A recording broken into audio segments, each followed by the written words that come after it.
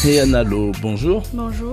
Alors, après un an d'enquête auprès de 116 personnes en errance à Papeete, alors votre association a dévoilé la semaine dernière les résultats de cette étude. Alors, qu'est-ce qu'on y apprend que l'on ne connaissait pas jusqu'ici sur les 100 domiciles fixes de Papeete? Eh bien, à l'issue de cette enquête, en fait, on a pu restituer les données, on a pu compléter en fait l'enquête qui s'est tenue en octobre 2018, déjà l'année dernière. Et cette enquête en 2019, en fait, elle a permis de rafraîchir les données. Et ce qui en est ressorti, en fait, c'est que du profil qui était ressorti en 2018, déjà on avait remarqué qu'il y avait 3 fois plus d'hommes que de femmes, un public majoritairement masculin. Et ici en 2019, en fait, on se rend compte qu'il y a 2 fois plus d'hommes que de femmes. Toujours plus d'hommes, mais cette fois-ci, il y en a 2 fois plus. Après, pour la plupart, ils sont tous adultes, mais majoritairement âgés dans la tranche d'âge de 46 ans et plus. Ils sont tous nés à Papeete, inscrits au régime plus communément appelé le RST. Majoritairement sans emploi, sans diplôme et sans contrat, où le travail au noir aussi représente une part non négligeable pour ce public en errance. Ils sont aussi d'orientation religieuse catholique, protestante et mormone.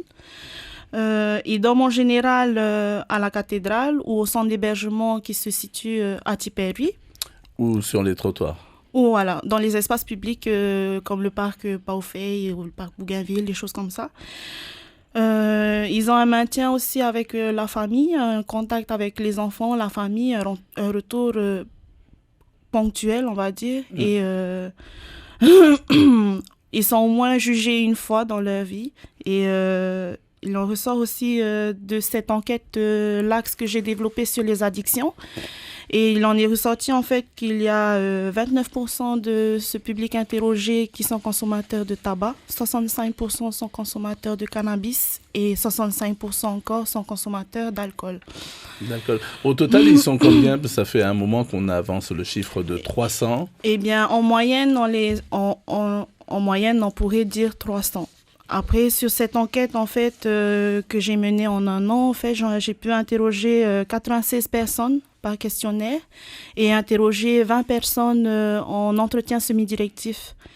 Et en même temps, j'ai pu aussi faire les archives de l'association Tetoria où j'ai recensé 98 dossiers individuels de personnes sortant des rues en 2018. Alors, d'où viennent-ils en général? Il y en a beaucoup qui viennent des îles, par exemple, ou pas? Eh bien, on pourrait penser qu'ils viennent d'ailleurs, mais en fait, on se rend compte que majoritairement, ils sont tous nés à Papeete. Après, on peut aussi en déduire qu'ils sont nés à Papeete justement parce que les centres hospitaliers s'y trouvent.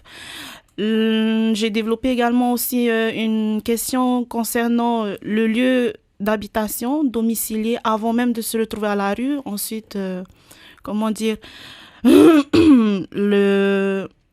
La fin de cette enquête en fait a été plus de rafraîchir en fait les données et donc cette question je l'ai abordée avec eux mais je l'ai pas forcément voilà.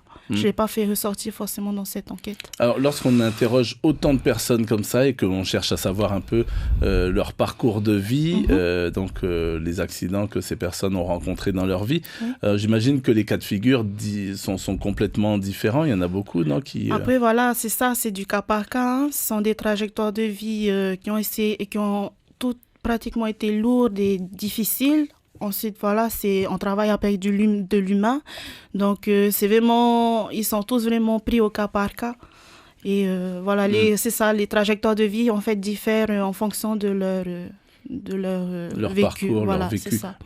Alors, Yasmina Tairea, donc votre directrice, disait que finalement, la frontière est très fine. Hein, on peut basculer très facilement, en fait, dans la rue, sans s'y attendre presque. Effectivement, après, on peut se dire que rien n'est acquis. Hein, et voilà, comme on disait aussi que un emploi, un diplôme, un contrat ne protège pas forcément de la rue. Et ce profil, en fait, détermine que, voilà, plus tu es un homme âgé entre 46 ans et plus, né à Papeete, sans contrat, voilà, il y a quand même des risques que tu puisses finir à la rue. À la rue. Voilà.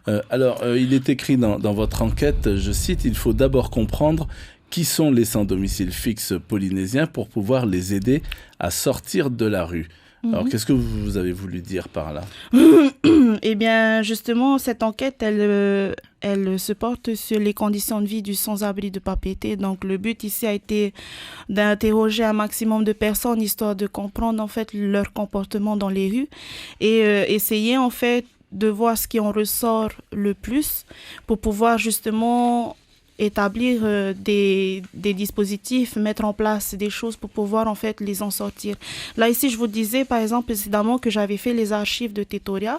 98 dossiers individuels ont été recensés et en fait les archives m'ont permis à l'association en fait de pouvoir voir qu'est-ce qui a fait de ces personnes, de ces 98 dossiers, qu'est-ce qui a fait de ces personnes qui sont sorties à la rue et qu'est-ce que nous, on pourrait travailler avec le public actuel dans les rues. C'était ça, en fait. Oui, parce qu'en fait, la question que j'allais vous poser, c'est qu'est-ce que vous allez faire de toutes ces données intéressantes que vous avez donc recueillies? Vous n'allez pas faire que les regarder ou les ranger au fond d'un tiroir. Bien sûr que non. Ça va servir à quoi? Justement, elle va servir ici à optimiser l'accompagnement éducatif qui est déjà mis en place avec eux pour pouvoir développer encore des choses pour pouvoir les faire sortir des rues, c'est-à-dire plus travailler ici. Ce qu'il en est ressorti, par exemple, dans les dossiers des sortants de rue, c'est qu'il y a ce maintien en fait avec la famille, avec les enfants qui fait que ils seraient peut-être amenés à pouvoir retourner en famille. Et ça, c'est quelque chose qui nous permet à nous de pouvoir travailler sur l'axe en fait de la réinsertion sociale. Ensuite, il y a aussi la réinsertion professionnelle, c'est-à-dire essayer de leur trouver un emploi qui soit stable et durable dans le temps. Il y a eu des expériences comme ça qui ont prouvé que ça marche, que beaucoup ont envie de sortir donc de cet univers. Oui, il y en a. Par exemple, j'ai pu les interroger sur les addictions, où j'en ai recensé en fait 65% de la population qui sont consommateurs de cannabis.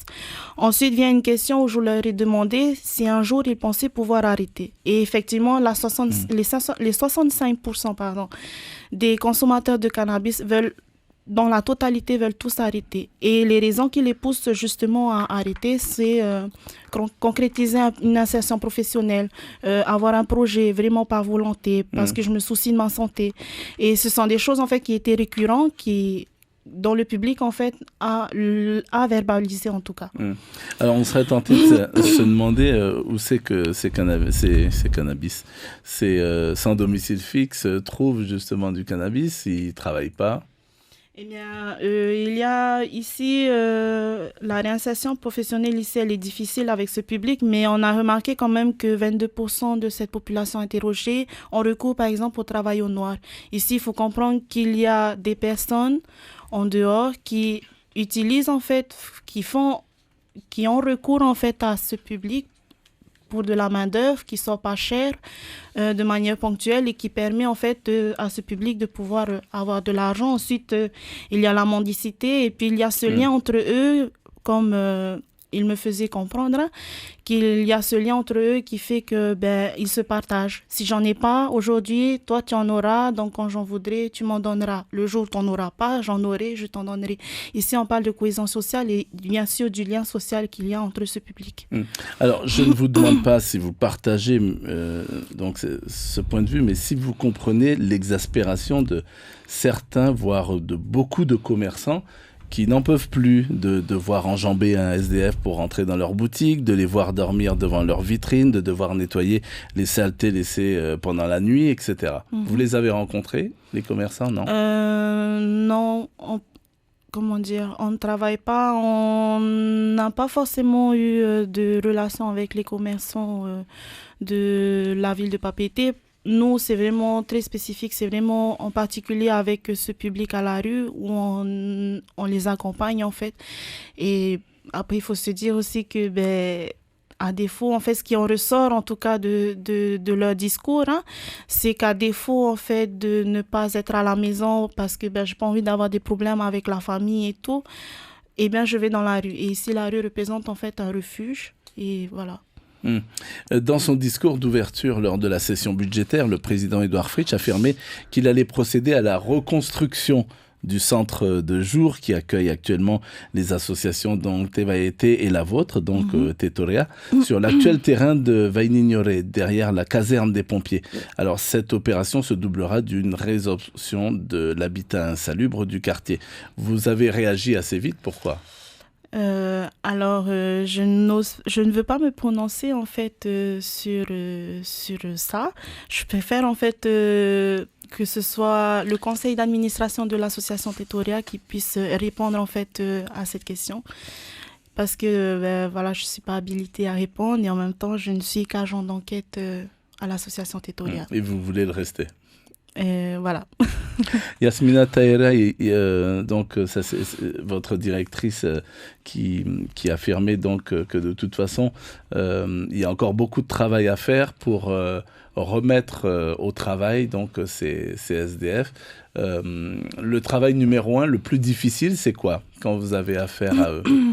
Eh bien, c'est de réhabiliter en fait, je pense, les codes sociaux avec ce public, c'est-à-dire que ils sont généralement dans les rues, donc il faut leur rendre en fait leur dignité en leur accordant en fait l'hygiène corporelle et l'hygiène vestimentaire, et tout ça en fait il faut le retravailler avec eux. Il faut encore et toujours leur dire qu'il faut prendre une douche, des choses comme ça, la politesse, merci s'il te plaît, sont des codes en fait qu'ils ont perdus, des codes sociaux qu'ils ont perdus.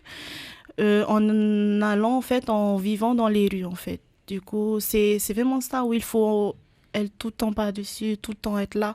Et là est tout le travail éducatif en fait qu'on mène avec eux. D'accord. Vous n'avez pas l'impression de faire de l'assistanat en tous les cas ? Non. Après, ils restent encore autonomes. Hein. Beaucoup sont autonomes encore dans leur démarche et tout. Donc nous, on est vraiment là juste pour les accompagner de manière éducative. Et ensuite, le reste se fait qu'avec eux, quoi. Merci beaucoup en tous les cas, Heyana Lo, donc d'avoir été notre invitée, d'avoir remplacé donc au pied levé comme ça votre directrice, Yasmina Tahera. Merci beaucoup.